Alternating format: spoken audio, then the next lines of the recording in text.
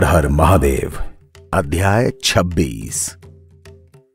इतना सुनकर नारद जी ने ब्रह्मा जी से पूछा, हे पिता, जब सप्तऋषि विदा होकर अपने घर चले गए तब उस समय शिव जी ने क्या किया? ब्रह्मा जी बोले, हे नारद, शिव जी ने सप्तऋषियों के चले जाने के बाद ब्राह्मण का रूप बनाया और ब्रह्मचारियों के समान दंड लेकर मस्तक पर त्रिपुंड लगाया, गले और हाथ में रुद्राक्ष की माला पहनी। फिर ऐसा रूप बनाकर वहां पहुंचे जहां गिरिजा तप कर रही थीं। पार्वती ने गिरिजा ने उन्हें प्रणाम किया और कुशल के बाद पूछा कि आप कौन हैं और कहां से आए हैं? यह सुनकर ब्राह्मण रूपी शिव जी ने ठंडी सांस लेकर कहा, हम ब्रह्मचारियों का व्रत धारण किए सृष्टि की भलाई के लिए इधर उधर घूमते रहते हैं। तुमने हमको धर्मनिष्ठ जानकर हमारा जो आदर सत्कार किया है उससे हमें बड़ी प्रसन्नता हुई। अब हम तुमसे ये पूछते हैं कि हे देवी, तुम कौन हो और किस लिए यहां आई हो? पार्वती जी ने यह सुनकर कुछ सोचकर अपनी एक सखी को संकेत किया। उसने आदि से अंत तक का सारा वृतांत, जिस तरह से नारद जी ने आकर भविष्यवाणी की थी कि पार्वती का विवाह शिव से होगा, सब कह सुनाया। उसे सुनकर ब्राह्मण ने पश्चाताप करते हुए कहा, अरे पार्वती, तुम हमसे हंसी क्यों कर रही हो? तुम स्वयं हमको उत्तर क्यों नहीं देती? पार्वती ने कहा, हे ब्राह्मण, मेरी सखी ने आपसे जो कुछ भी कहा है वो सच है। मैं ये चाहती हूं कि मेरा विवाह शिव जी के साथ हो। यह सुनकर ब्राह्मण वेशधारी शिव जी ने शब्द जाल फैलाते हुए कहा, हे गिरजे, तुम जो चाहो सो करो, हमको उससे क्या मतलब, लेकिन तुमने मेरा बड़ा सादर और सत्कार किया है, इसलिए मुझे बिना कहे रहा नहीं जा रहा। इसके अलावा जानबूझकर किसी बात को छिपाना भी देखिए बहुत बड़ा पाप है। हे पार्वती, तुम हिमांचल की पुत्री होकर ऐसी बेवकूफी की बात क्यों कर रही हो, जो अपने ऐसे कोमल शरीर को तपस्या से भस्म कर रही हो?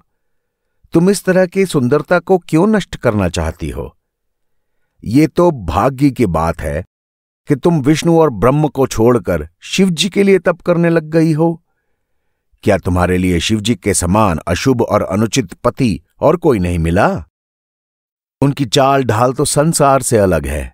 देखो, विष्णु सर्वगुण संपन्न हैं, कुलवान हैं, प्रतिष्ठित हैं, लेकिन शिव इनमें से कोई बात नहीं रखते। वे माता पिता से हीन हैं, सांपों और भस्म को शरीर से लपेटे रहते हैं, बैल पर सवारी करते हैं, तमाम तरह के विष और भंग का सेवन करते हैं।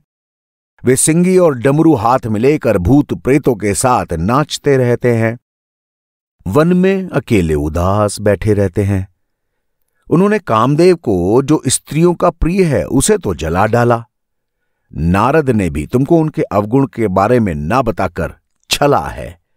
फिर नारद का तो स्वभाव ही ऐसा है, वह पूरी सृष्टि में सभी के लिए उत्पात मचाते फिरते हैं।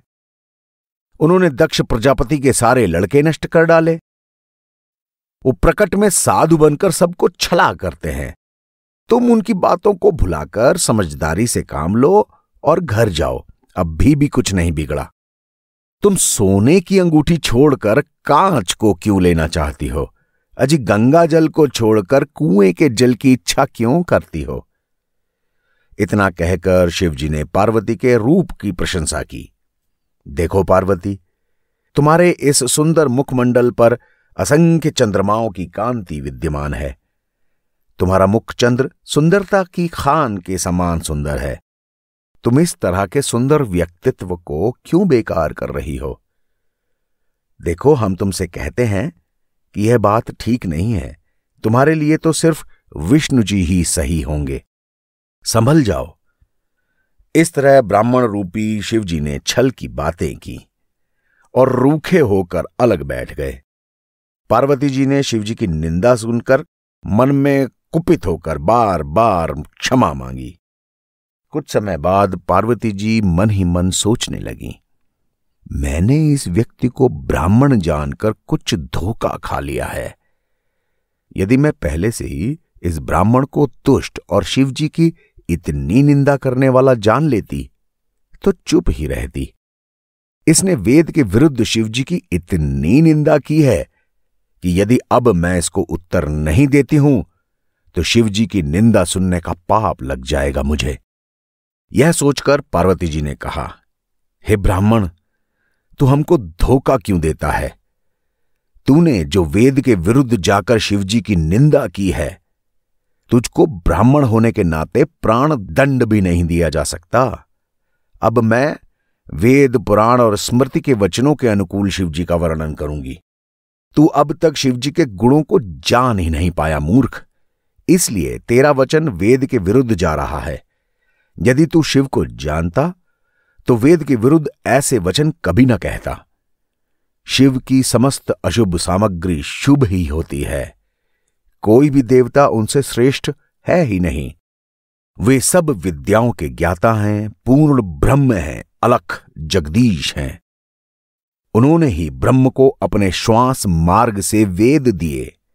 वही शिव सबका आदि, मध्य और अंत है। उनका तेज और प्रताप आज तक कोई नहीं जान पाया। वो अपने भक्तों को तीनों लोक प्रदान करते हैं। उनकी सेवा करके मनुष्य मृत्यु पर विजय प्राप्त कर लेता है। शिवजी की निंदा करने से मनुष्य को बहुत दुख प्राप्त होता है। जो दुष्ट और अनाचारी ब्राह्मण शिव के विरुद्ध हैं, वो करोड़ों जन्मों तक दरिद्र ही रहेंगे। हे ब्राह्मण, तूने शिव की निंदा करके अपने लिए नरक का द्वार खोल लिया। तेरा आदर करने से मुझे कोई फल प्राप्त तो नहीं हुआ, वरन मेरे सारे पुण्य नष्ट हो गए। अब तू शीघ्र अपने घर चला जा, क्योंकि मेरा मन शिव में लग रहा है। ब्राह्मण यह बात सुनकर हंस पड़ा और मन में पार्वती की प्रशंसा करना चाह रहा था और कुछ कहना चाह रहा था। लेकिन पार्वती ने ब्राह्मण की इच्छा समझकर अपनी एक सहेली को कहा, अब इस स्थान को छोड़कर कहीं और चलो सखी, क्योंकि यहां रहने से मुझे बहुत दुख हो रहा है। इस ब्राह्मण ने शिव की निंदा करके हमको दुख पहुंचाया है। शिव की निंदा करने वाले को आंख से न देखना ही ठीक है। इसकी बेकार की बातें सुनने से तो महापाप लग रहा है। जो शिव निंदा को आंखों से देख ले, उसको तो तुरंत शुद्ध होने की कोशिश करनी चाहिए। वेद भी यही कहते हैं कि शिव निंदा को सुनना नहीं चाहिए और वहां से उठ जाना चाहिए जहां शिव निंदा हो रही हो। इसलिए अब तुम देरी ना करो, उठो, किसी और वन में चलकर रहेंगे, कहीं और जाके तपस्या करेंगे। ये मेरा निश्चय दृढ़ है, तो शिवजी मुझसे अवश्य प्रसन्न होंगे। किसी के धोखा देने से क्या होता है? शिव तो केवल प्रेम से ही प्रसन्न होते हैं। मैंने गुरु से सुना है कि तप करने में इसी तरह के विघ्न आते हैं। उनसे धोखा खाकर जो तप से विमुख हो जाते हैं वो मूर्ख हैं और तप का फल पा नहीं पाते। जो दृढ़तापूर्वक धोखे से बचे रहकर तप में लगे रहते हैं वे ही सिद्धि प्राप्त करते हैं। शिवजी अपने भक्तों का पालन करने वाले हैं। पहले तो वो अपने भक्तों की परीक्षा लेते हैं, फिर प्रसन्न हो जाते हैं। इतना कहकर पार्वती अपने सखियों के साथ वहां से चल दी।